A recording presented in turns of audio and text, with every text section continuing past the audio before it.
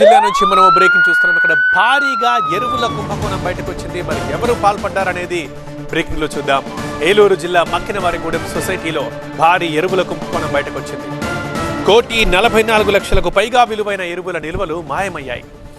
ఏళ్ల తరబడి ఎరువులు పక్కదారి పట్టినట్లుగా ఆరోపణలు వస్తున్నాయి. అధికారుల తనిఖీలపై ఇక రైతుల్లో అనుమానాలు వ్యక్తమవుతున్నాయి. తప్పుడు నివేదికలు ఇచ్చారంటూ రైతులు ఆరోపిస్తున్నారు. రిటైర్డ్ మాజీ కార్యదర్శి సత్యనారాయణకి ఓఎస్డీగా మళ్లీ బాధ్యతలు ఇచ్చారు.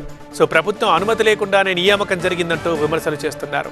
అక్రమాల ఆధారాలు బయటకు రాకుండా నియామకం చేశారంటూ ఆరోపిస్తున్నారు. సొసైటీ రుణాలు, బినామీ లోన్లపైన దర్యాప్తు చేయాలని రైతులు డిమాండ్ చేస్తున్నారు.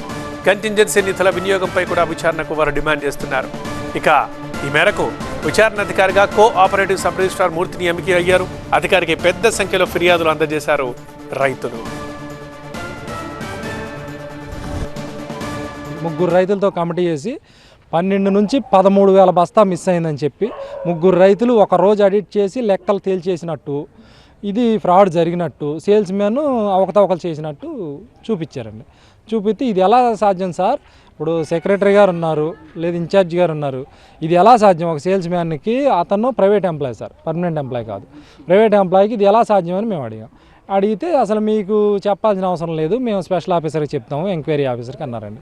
ఇప్పుడు అలా కూడా కాకుండా మా డిమాండ్ ఏంటంటేనండి, రైతుల తరఫున 53 ఫైనాన్షియల్ ఎంక్వైరీ చేయాలని మా డిమాండ్ అండి. ఫైనాన్షియల్ ఎంక్వైరీ చేసి మొత్తం క్షుణ్ణంగా పరిశీలించి సేల్స్ మ్యాన్ తింటే సేల్స్ మ్యాన్, లేదు సొసైటీ స్టాఫ్ తింటే సొసైటీ, ఎవరైనా సరే కక్కించాలి.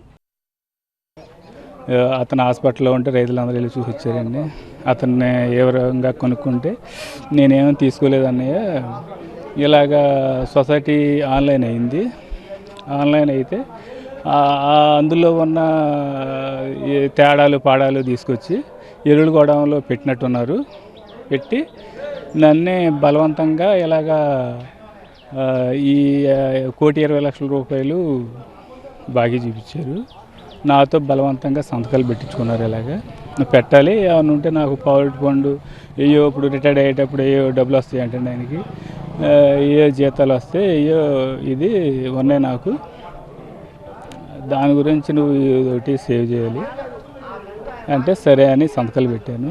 తర్వాత ఈ డబ్బుల్ని ఇప్పుడు నువ్వే కట్టాలన్నట్టుగా ఇతన్నే ఇబ్బంది పెట్టడం జరిగిందండి. జరగటం వల్ల ఇతను ఆత్మహత్యకి పాల్పడ్డాడు.